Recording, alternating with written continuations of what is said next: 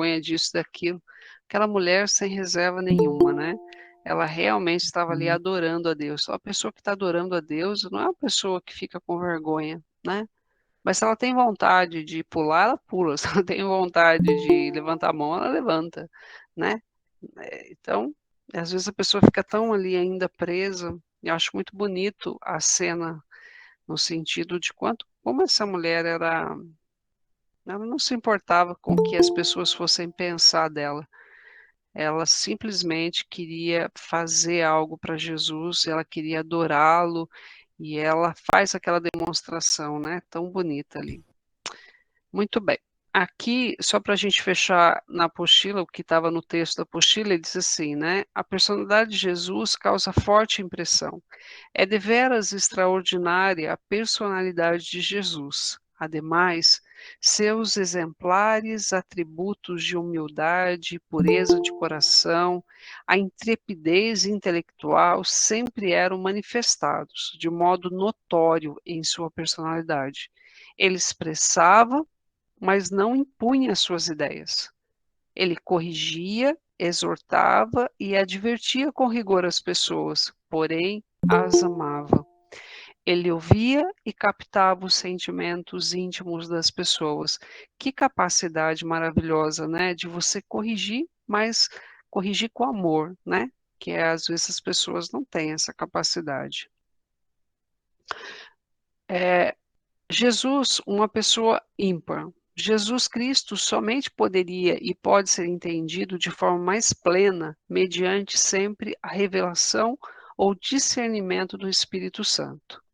Isso é um ponto, pessoal, que é crucial o nosso relacionamento também e a nossa busca do Espírito Santo. Quando a gente olha um texto muito conhecido também em Lucas, no capítulo 11, onde Jesus ele está falando sobre a arte de orar, sobre o dever de orar, e ele vai falando, né, que se uma pessoa precisa disso, mas se ela insistir, aí ele conta algumas parábolas, e uma delas ele conta, né, de uma pessoa que já se deitou, e aí um amigo chega até aquela casa e pede um pão, e ele fala, ai meu Deus, tem que levantar, eu e meus filhos já estamos deitados, mas assim, para liberar logo aquela importunação, a pessoa se levanta, vai lá, pega o pão e entrega, né? E Jesus falou assim, mesmo não querendo, não desejando, essa pessoa acaba cedendo.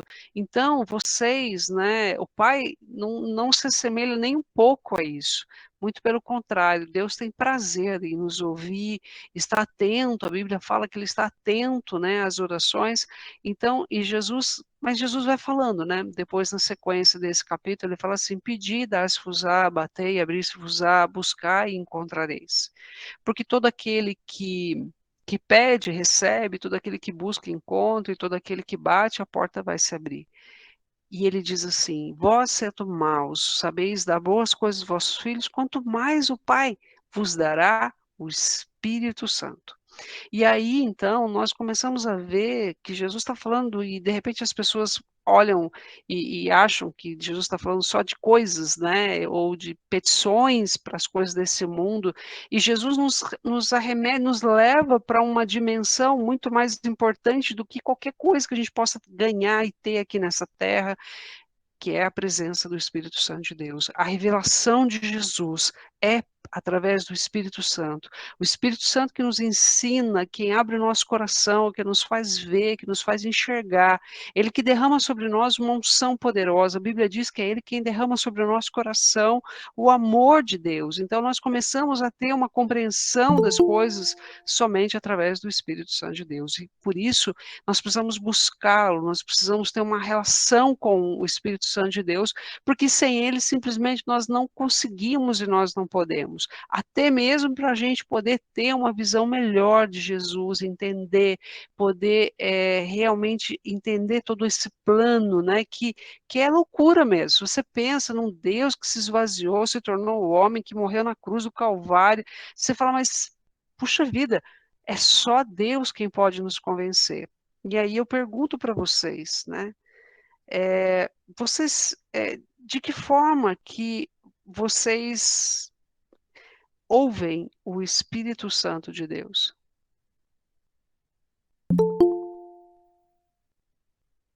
revelação de Jesus é dada de uma forma mais ampla pelo Espírito Santo. Ok, legal. Como vocês se relacionam com o Espírito Santo? Como vocês têm ouvido essa voz? Pastora, vou falar uma experiência pessoal. Eu já ouvi a voz de Deus, assim como eu estou falando com a senhora, sabe? Inúmeras vezes. Né? Numa das vezes foi quando a minha mãe faleceu. Eu estava passando no processo de conversão, no começo da minha conversão. E eu estava no trabalho. Minha mãe, ela chegou até a ir embora, porque ela não suportava ver a situação que eu vivia, porque eu fui usuário de droga, alcoólatra, eu tive muito problema com isso, né? E não me orgulho de falar, né? Mas é o testemunho. Mas aí, num dado momento da minha vida, a minha mãe, ela saía de madrugada, ela com a minha esposa, atrás de mim nas ruas, né? Ficava na porta do bar olhando para ver se eu não sumia, porque eu ficava 4 dias, 5 dias fora de casa, só me drogando, bebendo e só Deus sabe fazendo lá o quê. E no dia da minha conversão, eu estava num bar, eu já não estava aguentando beber mais. A cerveja assim já não descia mais, já não tinha mais lugar. E eu peguei meu carro, dei uma ré e cheguei na minha casa, né? Porque o bar era próximo da minha casa. Depois de 4 dias eu ficando longe, eu fui beber num barzinho perto de casa, eu não estava aguentando mais. Quando eu chego em casa, minha esposa estava com a minha mãe, com a minha filha mais velha no braço, e a minha mãe do lado, os olhos delas, das duas, cheios de lágrimas, né? Eu olhei assim, eu falei, meu Deus, se eu continuar desse jeito, eu vou ver outro homem criar minha filha. Ali foi um trabalhar do Espírito Santo já, porque eu não tinha amor nem próprio, né? Eu olhei aquilo dali, Deus começou a colocar um temor em mim. Eu falei, meu Deus, para mim ia ser uma vergonha muito grande eu ver minha esposa andando de mão dada com outro homem, né? E ver minha filha chamando outro homem de pai. Então aquilo dali me fez tomar a decisão de correr para os pés do Senhor Jesus. Eu ainda, embora vivi aquela vida desregrada, mas eu não era evangélico, me considerava católico. Uhum. Aí eu recorri na igreja evangélica com o nariz tudo sujo de droga, com a cara cheia, e tava tendo escola dominical, e eu falei pro pastor da igreja, ainda falei, pastor, queria que o senhor fosse na minha casa, se eu fizesse uma oração, porque eu falo que eu não vou fazer, quando eu vejo eu já estou fazendo, quando eu vejo eu já fiz, né, e até banho de sal grosso eu tomei, incrédulo, tão incrédulo que eu era que eu cheguei a falar até isso. Aí, a partir daí, começou meu trabalho de conversão. Minha mãe, né, vivendo aquela situação, ela pegou e tomou a decisão e foi embora para Minas. Construiu casa, fez a vida dela lá. E quando ela viu a minha verdadeira conversão, ela decidiu voltar para Jacareí.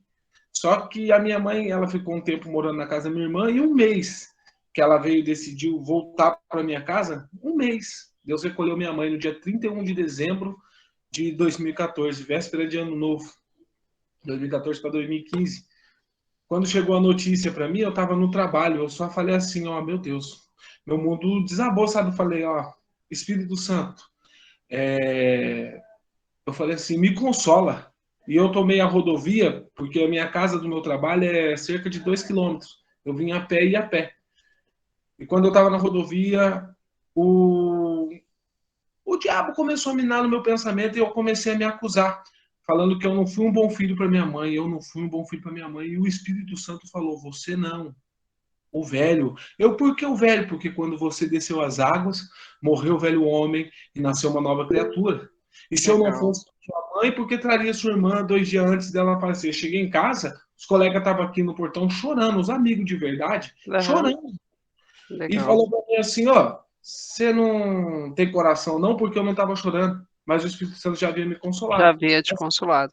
Mas essa é uma experiência muito bonita, viu, Rogério? Seu testemunho é muito forte. Mas é importante a gente entender que o Espírito Santo de Deus, até eu recomendo para quem tem essa dúvida na cabeça, existe uma pregação que o Luciano Subirá fez sobre ser guiado pelo Espírito Santo de Deus. E ele fala sobre a mistificação da questão do ouvir Deus. Porque muitas pessoas, às vezes, fica achando que Deus fala de forma extraordinária, né? Assim, vai ouvir vozes. E é engraçado você ver que esses grandes homens de Deus, Luciano Subirá, eu acho que eu já vi o pastor Hernandes comentar, a Joyce Meyer também, que eu gosto bastante de ouvir, eles sempre comentam o seguinte: eles raramente escutaram uma voz audível. Raramente. Quando foi uma ou duas vezes, no máximo, eles ouviram uma voz audível, do tipo que você fala, como eu estou falando aqui com vocês. Grande parte das vezes é algo que está aqui dentro de você. Algo, por quê? Porque o Espírito Santo de Deus não mora lá fora. O Espírito Santo de Deus mora aqui dentro de você. Então, é um pensamento, é um sentimento, mas é uma certeza. Eu vou dar um exemplo para vocês do que é a testificação do Espírito Santo de Deus na vida de vocês. Alguém aqui já viu Jesus? Não. Você alguma vez na vida já tocou em Jesus? Não. Você alguma vez, de fato, já ouviu ele falar com você assim, é audível, né? Pastor, Então, a eu grande parte das vezes, ótimo, irmão, mas assim, é muito raro. Nem sempre a gente ouve. Mas existe dentro do seu coração uma certeza absoluta que Jesus existe? Sim ou não? Existe. Sim. Você não viu, você não tocou, você não sentiu ele tocando em você, mas você tem certeza absoluta no seu coração. Você é capaz de morrer por isso, mas você tem essa certeza. Eu vou lhe dizer, sabe quem convenceu? E sabe quem te dá essa certeza dentro de você? É o testemunho do Espírito Santo de Deus. E da mesma forma que ele te dá esse testemunho a respeito da pessoa de Jesus, ele vai te dar outros testemunhos a respeito de tantos outros assuntos que ele quer revelar a você a respeito de Jesus ou a respeito da sua própria vida. É esse testemunho interior que é o Espírito Santo de Deus que é capaz de fazer. Mas a igreja, né, precisa muito buscar cada vez mais essa presença, né? Então, eu tenho certeza também, Rogério, que ótimo que você tenha ouvido uma voz audível, mas ainda que você não tivesse ouvido essa voz audível, dentro do seu coração há um testemunho do Espírito Santo de Deus dizendo: Jesus existe, né? Jesus é real. Ele é real na sua vida ou não? Ele Sim, é real. com ele E é certeza. isso real. quem faz é o Espírito Santo de Deus. Então, eu quis abrir esse parênteses aqui sobre a necessidade de se buscar o Espírito Santo de Deus, em se falar com ele. Eu estava estudando um livro, esse livro chama-se O Coração em Chamas, do Dr. Wesley, e ele fala o seguinte, né? Ele fala que os grandes homens de Deus, eles têm não só a presença do Espírito Santo de Deus nas suas vidas, mas eles têm a percepção da presença do Espírito Santo.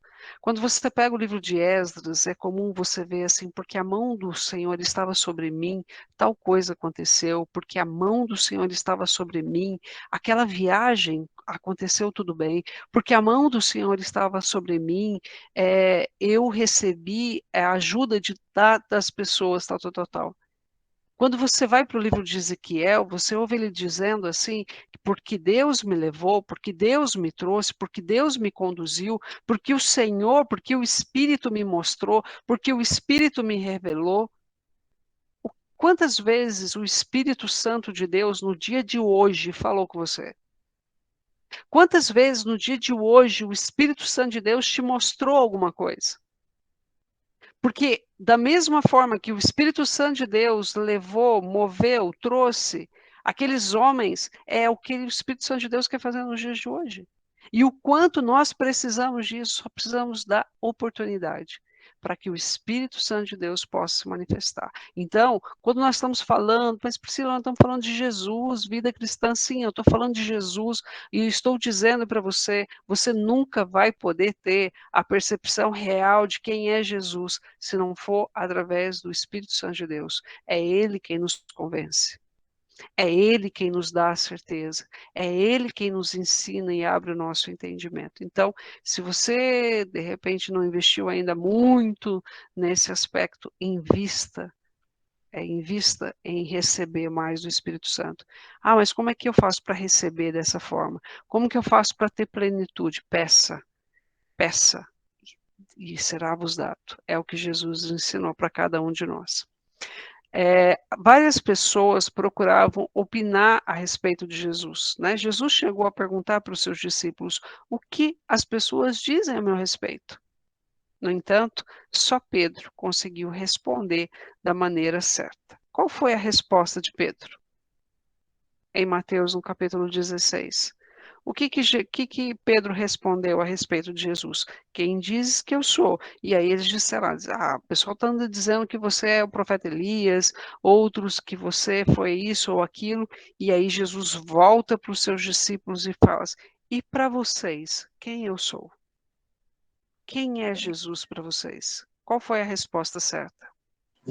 Vós sois Cristo, Filho de Deus vivo. E aí, qual foi a resposta de Jesus? Bem-aventurado sois vós, Pedro, porque não foi carne nem sangue que vos revelou, mas o Pai que está no céu. O Espírito, né? Que mostrou para vocês. Então, é através do Espírito Santo de Deus que nós temos a revelação, de fato, de quem é Jesus Cristo.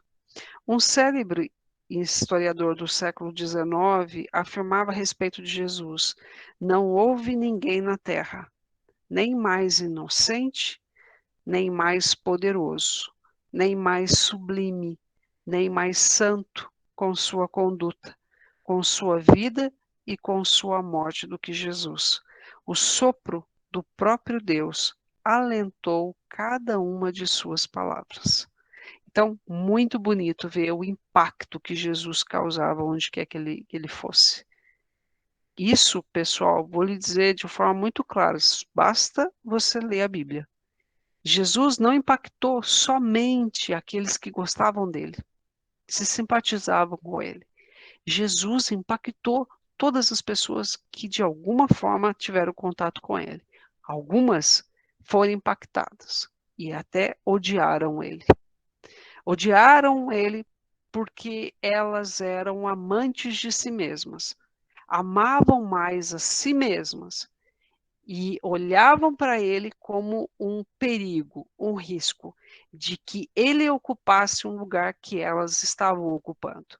E esses eram os religiosos, que dominavam o povo, tinham posição de destaque e de domínio sobre o povo. E isso fazia com que eles recebessem favores e eram bem vistos pelos romanos exatamente porque eles dominavam o povo. Então, quando chega Jesus e ele começa então a impactar, eles olhavam para Jesus e viam Jesus como um grande risco.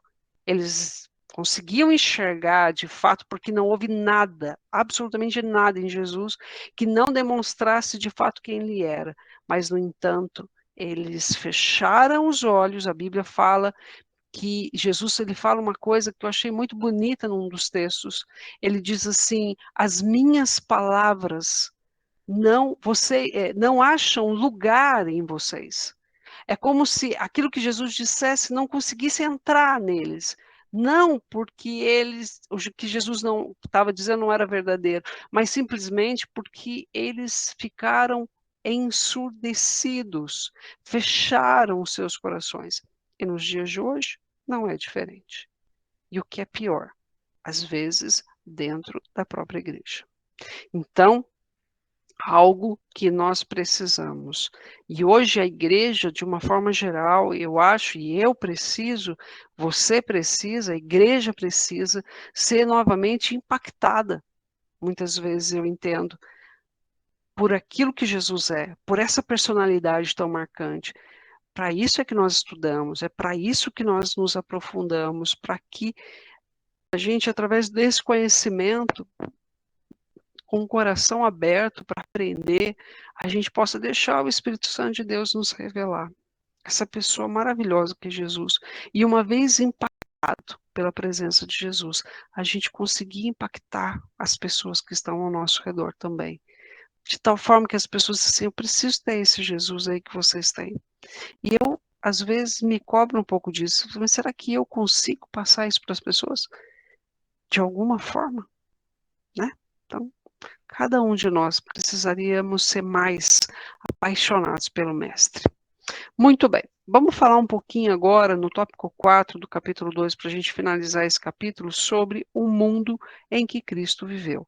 É importante vocês entenderem que quando todo o cenário, todo o preparo que Deus vem fazendo até a chegada de Jesus. Jesus foi anunciado desde lá do Jardim do Éden.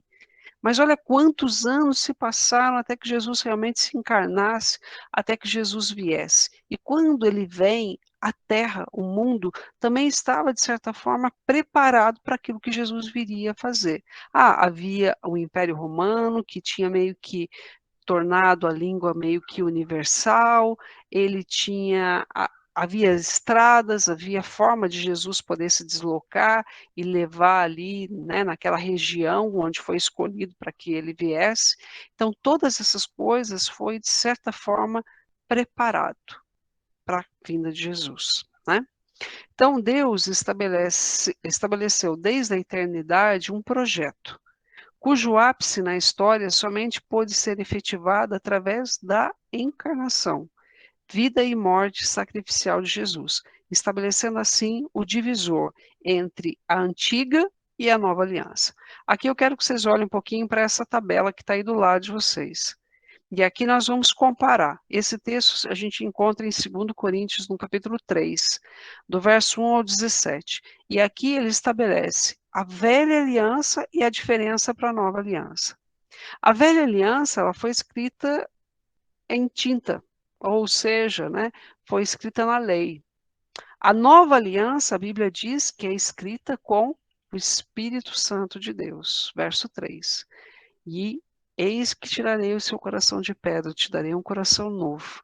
E eu escreverei nas tábuas do teu coração e porei sobre o teu espírito o Espírito Santo de Deus. Então está aqui.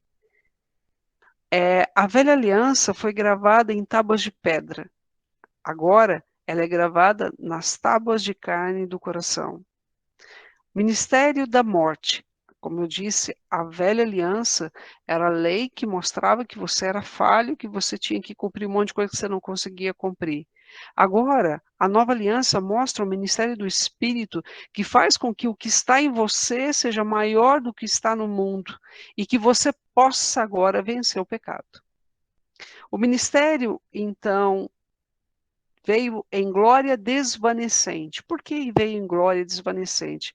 A Bíblia diz que Moisés, quando ele subia para falar com Deus no Monte Sinai, ou lá no tabernáculo, lá na tenda do encontro, quando ele estava na presença de Deus, a glória do Senhor se manifestava. E aquilo se irradiava no corpo todo de Moisés. Mas a Bíblia diz que Moisés começou a cobrir o seu rosto. E aí, até então, muitas pessoas ainda interpretam isso como que ele não queria que as pessoas vissem, na verdade, o brilho, para não terem medo do brilho que ali tinha se manifestado no rosto dele. Mas, de fato, não é isso, porque a Bíblia diz que ele não queria, de fato, que o povo visse que a glória se desvanecia. Porque enquanto ele estava ali na presença de Deus, a glória resplandecia, mas depois de um certo tempo, aquilo ele perdia o brilho. E então, a antiga lei, aquele brilho era algo que se perdia. Mas na nova aliança, a Bíblia diz que é maior glória, uma glória inexcedível e permanente. Então, essa glória e esse brilho do Espírito Santo de Deus que habita na vida dos filhos de Deus, ela não precisa mais ser apagada. Jesus diz: vós sois a luz deste mundo. É porque a luz não pode se apagar. E ele fala o seguinte: se lá na velha aliança era o ministério da condenação, agora a gente fala do ministério da justiça. Se na velha aliança existia um véu que separava os homens de Deus, agora o véu é retirado. Se a velha aliança fala de escravidão, a nova aliança fala de liberdade. Então agora eu quero que você vá comigo lá em 2 Coríntios, no capítulo 3. Vamos ler.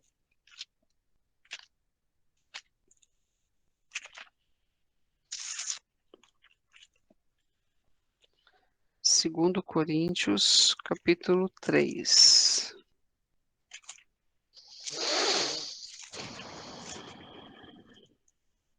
Do verso 1 ao 17. Ele fala o seguinte: será que com isso estamos começando a nos recomendar a nós mesmos novamente? Será que precisamos, como alguns das cartas de recomendação para vocês ou da parte de vocês?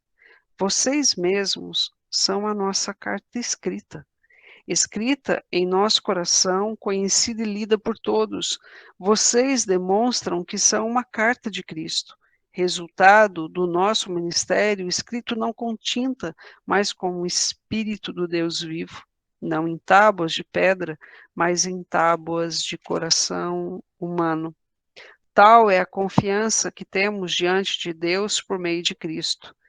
Não que possamos reivindicar qualquer coisa com base em nossos próprios méritos, mas a nossa capacidade vem de Deus. Ele nos capacitou para sermos ministros de uma nova aliança, não da letra, mas do Espírito, pois a letra mata, mas o Espírito vivifica. Então, esse foi a nova aliança escrita. E aqui o contraste, né, entre o velho e o novo. Muito bem. Aqui, na tabelinha de baixo, mais uma vez estabelecendo aqui algumas diferenças entre a nova e a velha aliança. Na aliança, a velha aliança e a nova aliança. As partes integrantes da aliança. A velha era Deus e Israel. A nova é Deus e a igreja. O mediador da velha aliança era Moisés. Da nova é Jesus. Ninguém vem ao Pai se não for por mim. A base legal da velha aliança era mandamentos e promessas do Velho Testamento. Da nova aliança é mandamentos e promessas do Novo Testamento. A marca ou sinal da velha aliança era a circuncisão na carne, do prepúsculo lá. Agora, a nova aliança, a marca, o sinal é a presença do Espírito Santo de Deus. Defensores da velha aliança eram escribas, fariseus e saduceus. Da nova aliança, Jesus e os apóstolos. Os profetas do Antigo Testamento profetizaram um tempo de graça na terra, porém não conseguiram discernir devidamente. Quando você olha lá o livro de Hebreus, ele fala da galeria da fé, ele fala que muitos daqueles homens, né, que acreditaram nas promessas, não puderam ver as promessas. Eu sempre costumo brincar, diz assim, Deus vira para Abraão e fala assim, Abraão, sai da tua tenda, né? Vem, olha a quantidade de estrelas no céu, vê a quantidade de areia na terra, veja a sua descendência. E o que foi que Abraão viu? Ele viu um filho, né? Tirando Ismael aí, que não era da promessa. Que multidão é essa? Será que ele conseguia enxergar a multidão? Será que ele tinha na mente dele realmente tudo que Deus iria fazer? Será que na cabeça de Abraão existiria uma Priscila, existiria aí um Marcão, existiria aí um Rogério, uma Bruna, um Wesley? Eu acho que não. Tenho certeza que não. Então, aquilo que Deus está fazendo, e essa é a visão da fé. Às vezes a gente olha para a nossa vida, o nosso ministério, às vezes a gente não é assim um pregador de multidões, né? Vamos pensar assim. Então, às vezes a gente não tem a dimensão do que Deus está fazendo através da nossa vida, através, às vezes, da sua família, você tem os seus filhos, aquilo que Deus vai fazer de geração em geração. Nós servimos a um Deus de gerações, né? Aquilo que Deus vai fazer e como você faz parte de um plano da qual muitas vezes nós não temos noção do tamanho que eles são. Esse é o Deus. No tempo de Deus, o projeto foi revelado por Deus. Então, Deus revelou. Na Bíblia fala que a igreja era um mistério de Deus.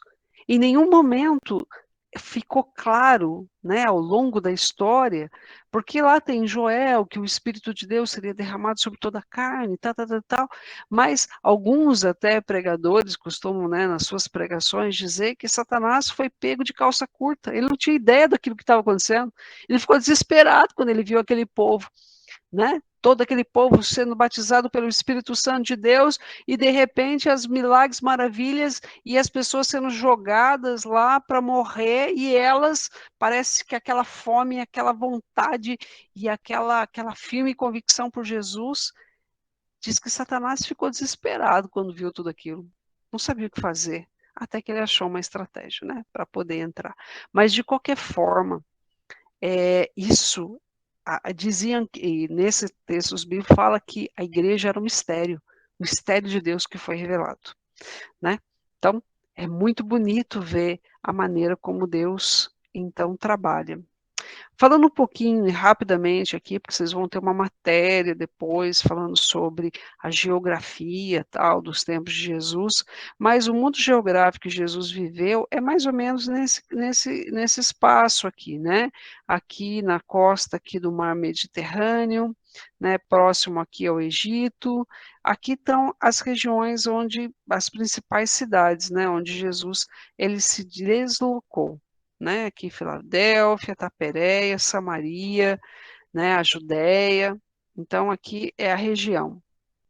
É uma faixa da costa mediterrânea que se estende entre a Síria meridional e o Egito.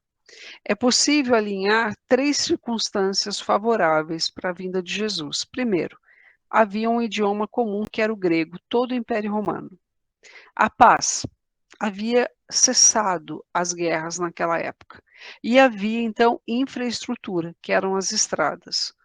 O povo escolhido dos judeus, depois de sofrerem tanto com a idolatria, era um povo que tinha, de fato, agora, professavam a fé num único Deus.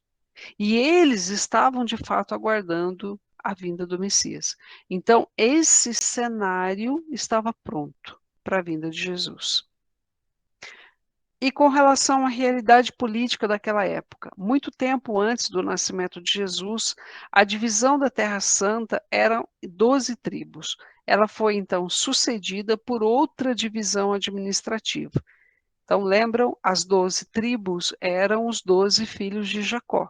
Então, depois disso, foi se passando o tempo e, na verdade, ficou dividido em 4 províncias, das quais 3 estavam localizados no lado ocidental do Rio Jordão, Judéia do Sul, Samaria e Galiléia do Norte. E a outra estava situada a leste do Rio Jordão, que era Pérea. A província da Judéia representava verdadeiramente o papel mais significativo, porque era considerado pelos judeus como um centro religioso. Então, apesar da província da Judéia ela ser talvez até um pouco menor, ela tinha o status de receber, vamos pensar assim, que os acontecimentos mais espirituais estavam ali naquela região. Então, essa era a divisão na época de Jesus. Estrabão foi considerado o geógrafo, né, muito conhecido. Ele afirmou o seguinte, que ninguém teria sonhado em fazer uma guerra para se apoderar de Judéia. Por quê? Porque não era uma cidade rica. No entanto, essa província, eles manifestavam com propriedade o seu orgulho em possuir tesouros muito mais preciosos do que bens materiais. Era considerado a região da Shekinah. Então, o que é Shekinah? Shekinah é uma palavra em hebraico que significa, de fato, habitação ou presença de Deus. Então, quando a gente vai olhar o Velho Testamento, a gente vai ver várias manifestações da presença de Deus, né? Seja através da nuvem, sendo a fumaça que encheu o templo, mas sempre era representada pela presença, a glória de Deus que se manifestava. Nesse lugar também tinha o Sinédrio. O Sinédrio era que é onde Jesus, inclusive, foi de madrugada julgado, né? Ele era o Supremo Conselho de Israel, era uma espécie de senado que tinha poderes e autoridade sobre assuntos religiosos, administração, inclusive a parte financeira do povo. Então eram homens, né, dessa classe, né, de separada aí, que tinham status. Que essa foi então os homens aí que por ciúmes, né, condenaram a Cristo. O Sinédrio era composto por 71 membros que pertenciam a 3 tipos de classe naquela época. Primeiro, o príncipe dos sacerdotes, então, os sacerdotes que já tinham sido instituídos lá no Velho Testamento, que vinha de geração em geração. Os escribas, quem eram os escribas? Aqueles que escreviam, né? Escreviam a lei, faziam cópias, esses eram os escribas. E os anciãos, ou seja, as pessoas velhas, né, mais idosas, mas são pessoas mais tradicionais. Isso formava, então, os membros desse sinédrio. O principal oficial desse sinédrio era o sumo sacerdote. Lembram que os sacerdotes, eles entravam nos átrios e lá no Santo dos Santos, que tinha um véu que separava, somente o sumo sacerdote que entrava. Ele era a autoridade suprema. O sinédrio manipulava as massas e tornava suportável a sua dominação. Lembra que eu comentei agora há pouco dizendo assim, que os religiosos, eles tinham um status junto aos romanos. E eles tornavam de forma suportável, porque é como se eles dominassem o povo e então os romanos olhavam para ele como pessoas importantes, pessoas necessárias para que a paz e o domínio romano fosse suportável. Os membros do Sinédrio nutriam medo e inveja de Jesus, porquanto eles estavam privando-os do poder de influência que exercia sobre o povo. Ora, quando o povo começou a querer seguir Jesus, eles se sentiram então ameaçados de perder aí o status que eles tinham. Jesus infundiu nas pessoas um correto senso crítico, ou seja, colocou neles ali a necessidade mesmo, de fato, de obedecer a Deus, de seguir aquilo que Deus estava dizendo, de não agradar, né, aos homens. Jesus, por exemplo, se você for olhar com quem que Jesus mais confrontou na época dele, não foram os pecadores. Quem Jesus confrontou na época foram os religiosos. Né? Foram aqueles que falavam em nome de Deus, mas na verdade viviam muito distante daquilo que Deus realmente queria que eles vivessem. Isso é fato. Através de suas conquistas, os romanos haviam reunido em um só império a maior parte dos países do mundo então conhecido, alargando assim o seu domínio pelo Mediterrâneo, subjugando a Grécia, Macedônia, Síria, Terra Santa, Egito, Espanha, entre outras nações. Tamanho era o Império Romano. A vida terrena de Jesus, ela causou então um profundo impacto no mundo político de então. Esse fato é evidenciado, e aí, minha filha, pode ter ateu que não acredita, pode ter o que for, mas tudo, a história nossa hoje é antes e depois de Cristo. Tamanho foi o impacto que Jesus causou nesse mundo, né? Ainda, né, nós, espiritualmente falando, entendemos todo o impacto, né? Mas aqueles até que não entendem nada, eles não têm como dizer que de fato Jesus não mudou, porque tudo é baseado em antes e depois de Cristo. Desde os primórdios do judaísmo, a unidade do santuário foi preceito sólido e constante, possibilitando expressar a unidade do Deus de Israel. O tabernáculo portátil foi substituído pelo suntuoso templo edificado pelo rei Salomão e depois, mais tarde, destruído pelo Nabucodonosor. Então, aqui é uma imagem, né? Então, se a gente for ver no Velho Testamento, a gente tem o tabernáculo feito de tendas, né? Por isso que ele era portátil, ele era montado e desmontado quando o povo tinha que continuar a peregrinação, mas mais tarde ele foi substituído pela construção do Templo de Salomão, né? Que foi ali, lembra que Davi queria construir, e aí Deus não permitiu que Davi construísse, mas permitiu que Salomão construísse. A Bíblia diz que quando foi construído, quando eles foram inaugurar, a glória de Deus desceu, de tal forma que ali os sacerdotes, aqueles que estavam servindo, não podiam ficar de pé. Tamanho era a glória e a presença de Deus. E é uma pena que isso tudo depois, né, venha a ser destruído. Após o exílio, Zorobabel e os judeus que voltaram do cativeiro erigiram no local do templo destruído um pobre e simples templo, né? Então aqui foi depois dos 70 anos, né, de exílio do povo. No ano 20 a 19 a.C., o rei Herodes o Grande deu início à ambiciosa e portentosa construção.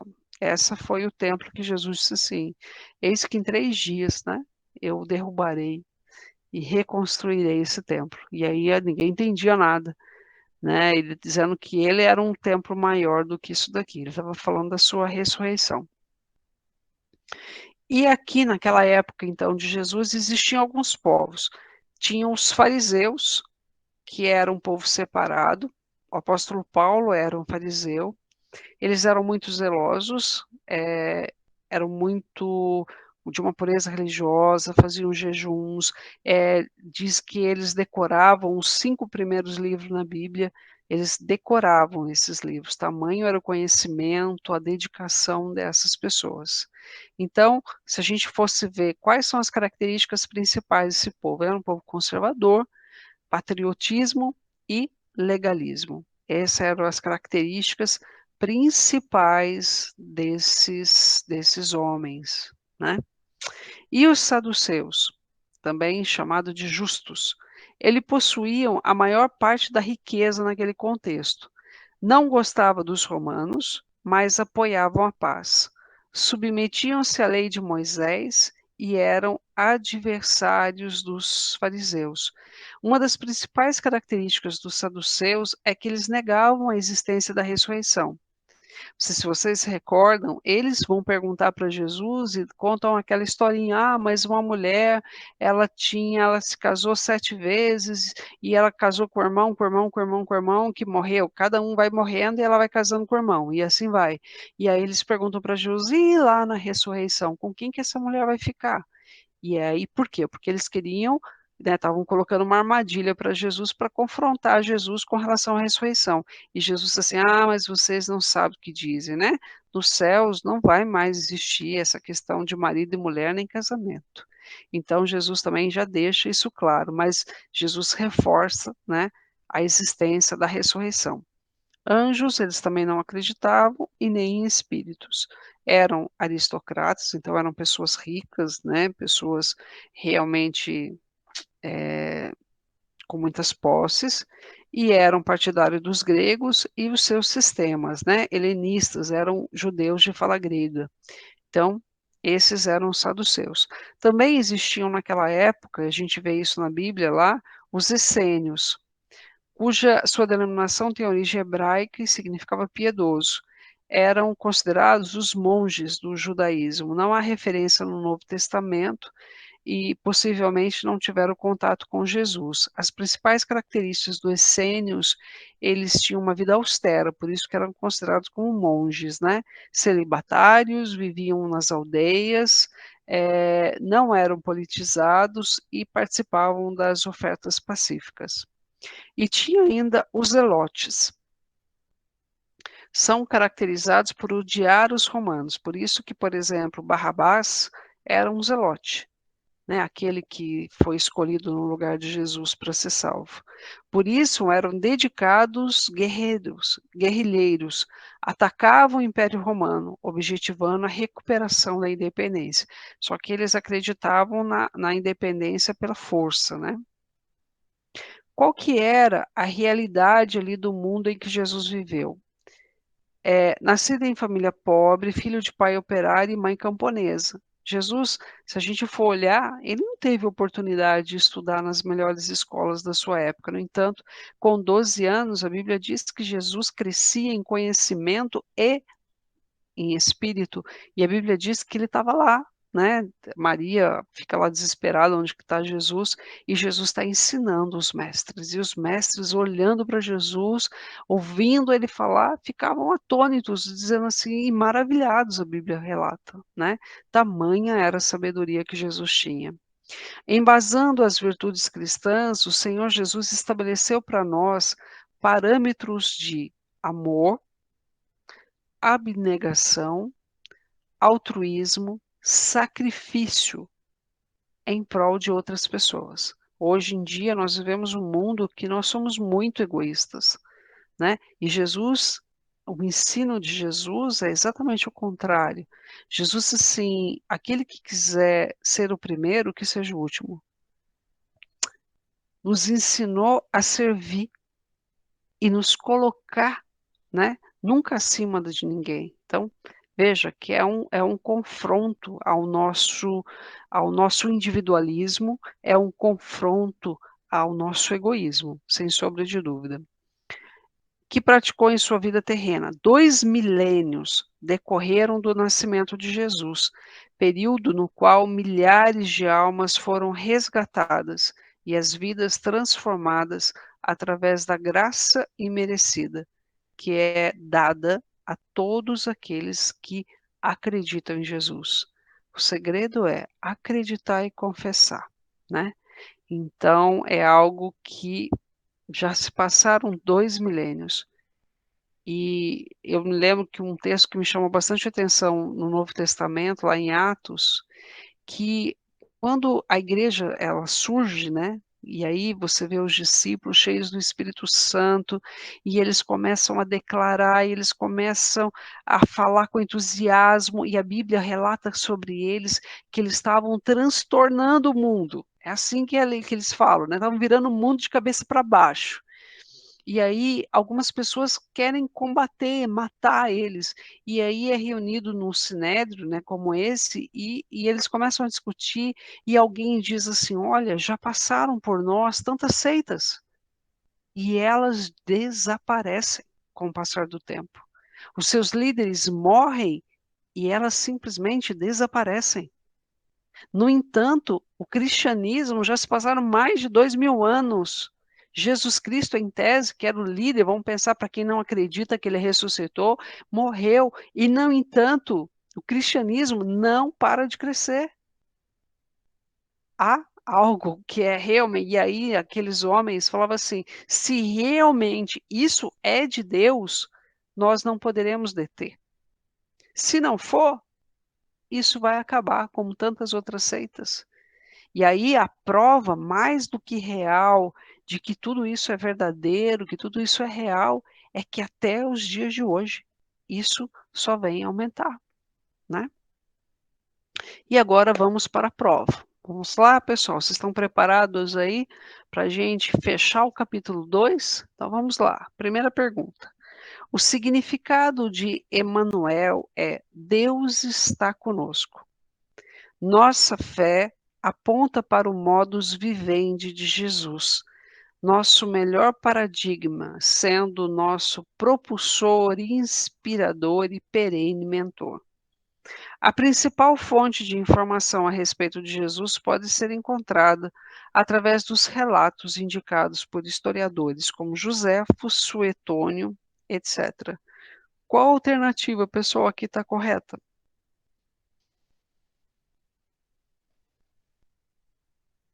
Vocês estão aí ainda, pessoal? Sim. Sim. Eita, Glória, Denise, responde aí, Denise, salva a gente. Eita, Glória. Eu acho que é a A. Eu Ah, acho. ah, Sim. muito bem, tá Eu certinho. acho que é a... É isso mesmo. A frase 1 e 2 estão corretas, a terceira está errada. Porque a principal. Acabou minha aula já? Daqui 10 minutos. Ah, então tá bom. 10 minutos.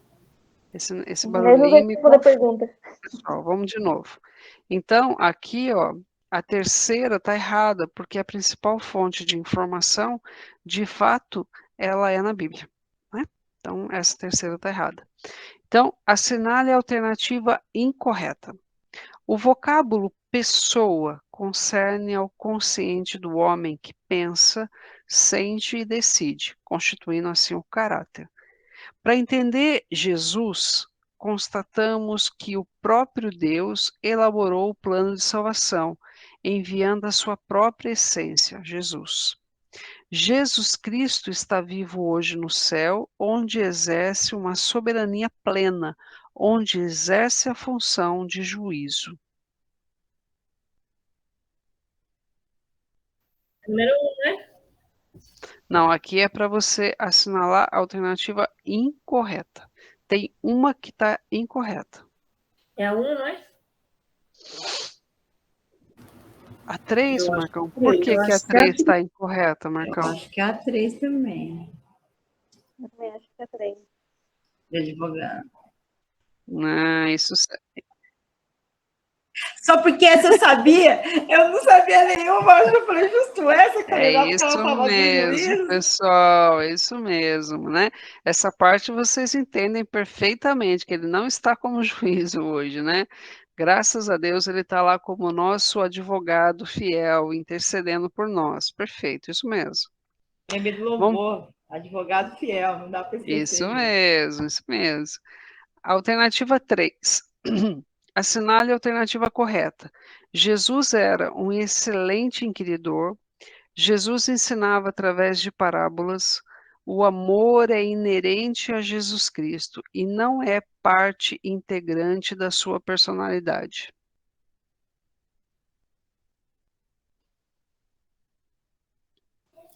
É a letra A? A 1 e 2 está correto? Eu acho a letra A. Letra Letra A, pessoal. A primeira também está correta, né? Aqui, ó. Jesus Sim. era um excelente criador, está correto. Jesus ensinava através de parábolas, é correto. O amor é inerente a Jesus Cristo, também é correto. O que não é correto é essa segunda parte da frase. E não é parte integrante de sua personalidade. Na verdade, é parte integrante da sua personalidade. Por isso que essa alternativa 3 ela fica errada, né? Então aí aqui nós escolhemos a porque as afirmativas 1 e 2 estão corretas, né? Opa. Escolha agora a sequência correta. Eita, Jesus. Qual que é a sequência correta aqui, pessoal? A gente está falando em essênios, fariseus, saduceus e sinédrio. A última está fácil, né? Os membros do sinédrio nutriam medo e inveja de Jesus. Então, o sinédrio repete em todas aqui. Mas qual que é? Alternativa A, B ou C que está certa? Acho que é a A. Todo mundo concorda? Acho que é a letra A também. Eu acho que é a A por causa dos piedosos aqui, né? Acho que foi Sênios, é isso? Deixa eu ver. É? É a letra A mesmo. Eu acho que é a A. Também acho que é a.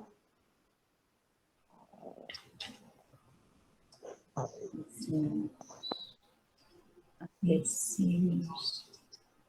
Vocês acham que é a letra A? Eu acho que é a A. Eu acho que é a C. Ó, lembra sempre na vida que fariseu significa separado, tá bom? Então é aqui, ó, letra A. É A. Aê, gente, acertei uma, gente. Agora. É isso aí, eita glória. Muito bem, pessoal, concluímos aqui o capítulo 2 e agora, semana que vem, a gente vai para o capítulo 3. Agora a gente tem que ir de uma forma um pouquinho mais dentro do limite. Então, deixa eu mostrar bem rapidinho antes que o nosso tempo acabe. Eu revisei aqui o cronograma. Hoje é dia 4 de abril, né? Eu pulei o dia 4 de abril. Por alguma Isso. razão inexplicável aqui. Inaceitável, Marcão. Nem eu acredito que é eu o cronograma, Marcão. Puxa. Pois é, Marcão. Então, Marcão, a gente já está mudando até para o critério, mas aí fica aqui errado o critério.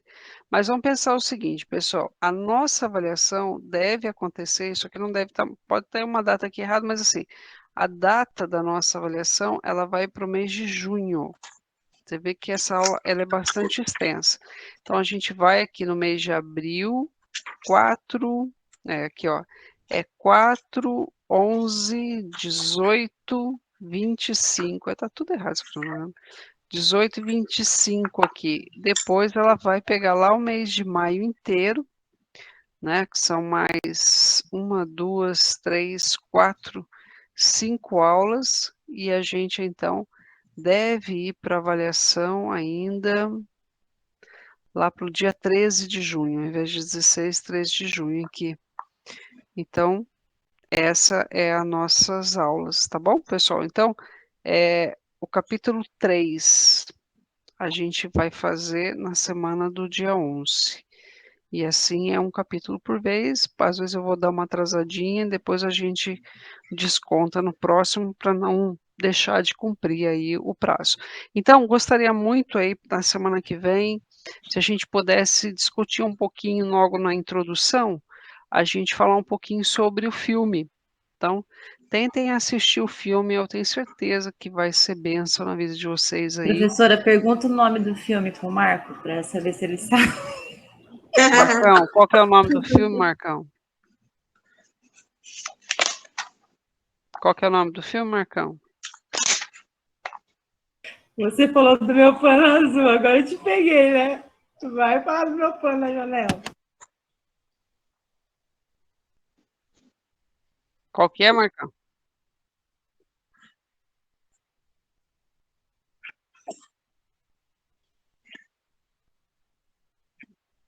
Defesa da fé. Em defesa... Não, mas tá certo. É isso mesmo. O primeiro filme lá que eu comentei, que eu passei a cena do menininho, ele é o Céu é de Verdade. Agora, o filme que eu queria que vocês assistissem é Em Defesa de Cristo. Eu vou passar o link também para vocês depois, mas eu acho muito legal vocês assistirem, principalmente que a gente está aí estudando a respeito sobre Jesus, a vida dele, e ele vai trazendo muitos fatos lá, tá bom? Muito bem. Assistam e depois a gente dá a gente discute um pouquinho na aula que vem. Pessoal, queria que agora a gente vai encerrar e a Silvana passou uma mensagem aqui que o netinho dela nasceu e ela está pedindo oração para o neto, tá bom? E para a filha aí que acabou de ter bebê. Então vamos orar agora. Marcão, hoje é o seu dia de orar por nós. Vamos lá? Eita, agora.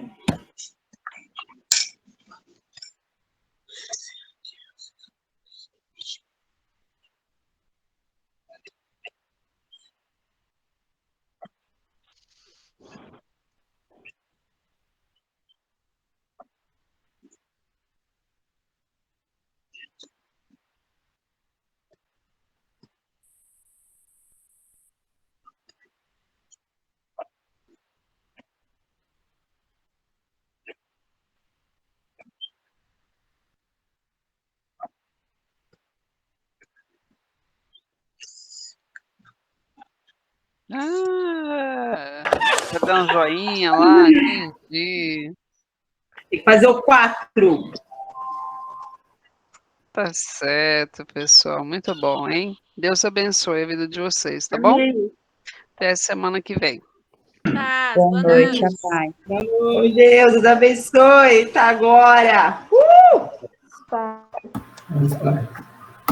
Te peguei.